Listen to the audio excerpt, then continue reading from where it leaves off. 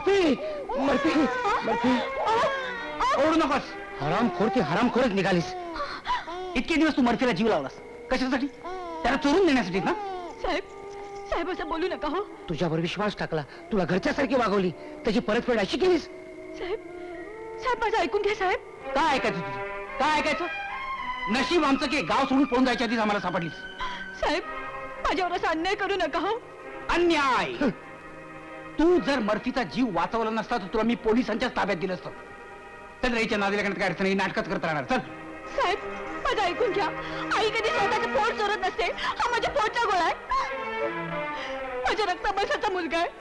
काय सांगतेस तू? होय साहेब,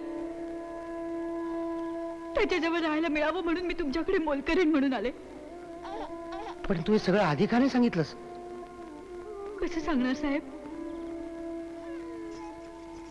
मी बाळाला घ्यायला तुमच्याकडे आले तेव्हा तुमच्या जुन्या मोलकरीने मला चोर समजून आरडाओरडा केला. मी संकटात सापडले होते आणि बाळाला धोका होता म्हणून मी त्याला तुमच्या दारात सोडून पळाले. आणि नवरा? माझा भाऊ त्याला लग्नाच्या वेळी काही देऊ शकला नाही म्हणून त्याने मला टाकली.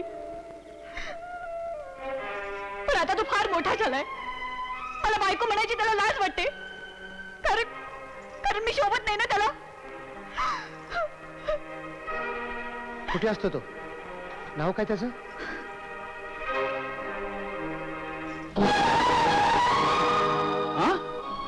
दिनेश?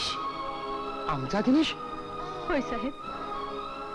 त्या दिवशी त्यांच्या प्रियाबरोबरचा फोटो पाहिला आणि मला भोवळ आली. मी ती फ्रेम चोरत नव्हते, माझ्या आयुष्याची तुटलेली चौकट बघत होते. मला सोडती ठरवल्यावर मी घाबरले, भांबावले आणि तिथून पळाले. आता तू आमची मोलकरीण नाहीस, आमची वहिनी आहेस. यापुढे तू आम्हाला साहेब नाही म्हणायचंस. तुला आणि मर्फीला आम्ही वाऱ्यावर सोडणार नाही. आमच्यासारखे धीर तुझ्या पाठीशी उभे असताना तुला कोणालाही भ्यायचं कारण नाही. चल.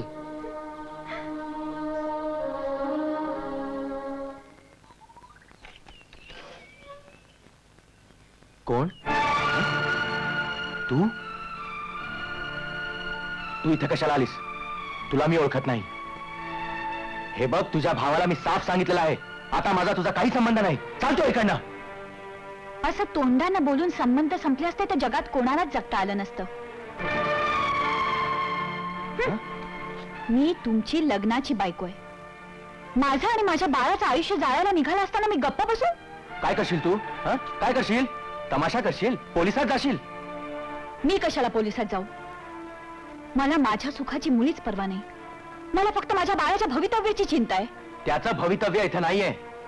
हे बघ, मी आता वैभवाच्या रस्त्यावर लागलेलो आहे आणि त्यात कोणी जर का आडवा आलं तर मला मुळीच खपणार नाही. पण माझ्या गरिबीची शिक्षा तुम्ही माझ्या बाळाला का देता? काय वाटेल ते बनवू नकोस. मी माझा भूतकाळ कधीच पुसून टाकलाय. तुम्ही तुमचा भूतकाळ नाही, आमचा भविष्यकाळ पुसायला निघालात. ओ शट अप. हे बघ, झालं एवढं खूप झालं. मला काही ऐकायचं नाही आणि बोलायचं नाहीये. बाहेर हिला आत्ताच्या आत्ता घराच्या बाहेर काढ. तुम्ही चुकीच्या मार्गाने जाता. माझं आणि माझ्या बाळाचे तळतळ तुम्हाला भोवल्याशिवाय राहणार नाहीत. एका तडफडणाऱ्या आईचा शाप आहे हा. मी ही बघते तुमचं लग्न कसं जमतं ते.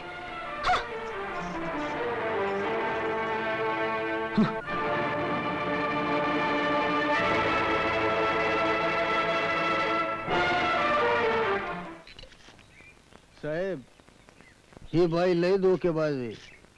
हिचं तोंड बंद केलंच पाहिजे. ते खरं आहे रे, पण कसं करायचं? मी सांगतो ना, 4 वेळेला तुरुंगाच्या शाळेत शिकून आलोय, ते उगाचच काय.